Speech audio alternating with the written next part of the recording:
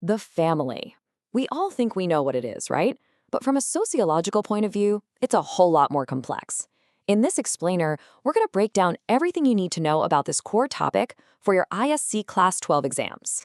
So here's what we're going to cover. We'll kick things off with a basic definition. Then we'll look at the features and functions that make the family so important.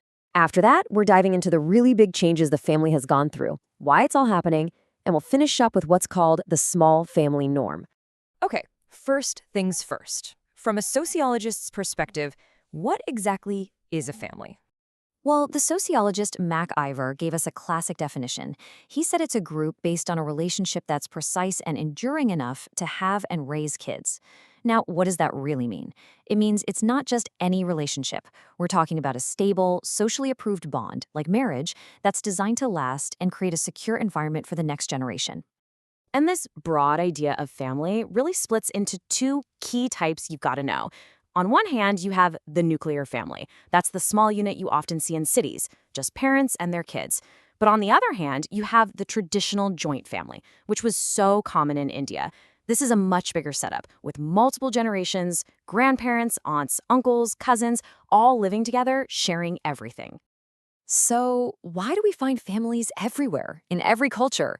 What makes them such a fundamental building block of society? Let's get into its universal features and the crucial jobs it performs. MacIver pointed out a few things that are true for families all over the world. First, it's universal. You won't find a society without it.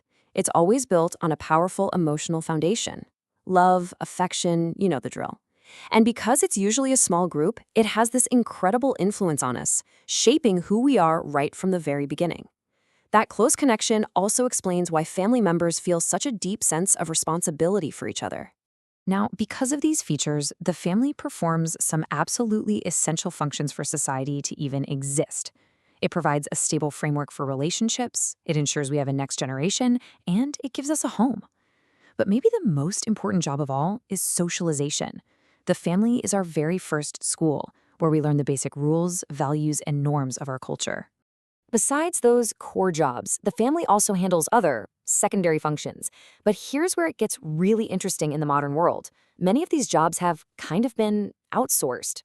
Think about it. Our education is now mainly handled by schools.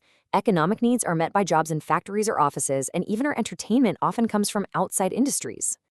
And this idea of outsourcing functions is just one piece of a much bigger puzzle. Let's dig into how the actual structure of the traditional Indian family has changed so dramatically. Okay, for your exams, if you remember just one thing about structural change in the Indian family, let it be this: the massive breakdown of the traditional joint family. That is the main story right there. And this big shift happens in three main ways. First, you have nuclearization, right? More and more people are living in those smaller nuclear family units. Second, family sizes are just getting smaller as people choose to have fewer kids. And third, and this is a huge social change, is the changing role of women. As more women get jobs and earn their own money, their status and authority inside the family totally changes.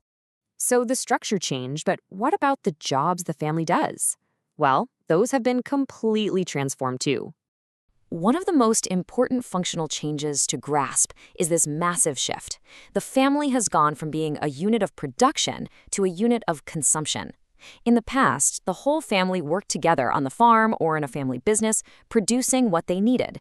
Today, most family members go out to work for a wage, and the family acts more as a group that buys and consumes things made by others. Right. So, we've seen all these huge changes, but why did they happen? What are the big forces driving this transformation? So what's behind this shift away from the joint family? Well, you can point to a few massive social and economic forces. It really starts with industrialization and urbanization. Jobs started popping up in cities, pulling people away from the family farm. This was supercharged by Western education, which brought in new ideas like individualism and equality. On top of that, new laws were passed that gave more rights to individuals, especially women. And, sometimes the final straw is just good old-fashioned family quarrels over money or personal freedom that cause the family to split. So with all these changes happening, a new kind of ideal has emerged in modern society, what we call the small family norm. So what exactly is this small family norm? It's basically the idea that having fewer kids, maybe just one or two, is the best way to go. The thinking behind it is all about quality over quantity. The belief is that by focusing resources on fewer children, parents can give them a much better quality of life. And the advantages of this are pretty clear on two levels. For the family itself, it often means better healthcare, better education for each child, and just more economic stability overall. And for the country as a whole, it's a really important way to help manage population growth and make sure our resources are used in a sustainable way.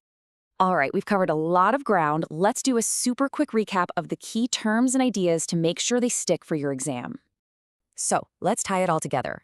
Remember Mike Iver's definition of family as a stable group for raising kids. Know that it's universal and has both primary and secondary functions. The big story of change is the structural shift, the breakdown of the joint family, driven by things like industrialization. This leads to the key functional change, from a unit of production to consumption. And all of this leads to the modern ideal of the small family norm. If you've got those concepts down, you are in great shape. All the best.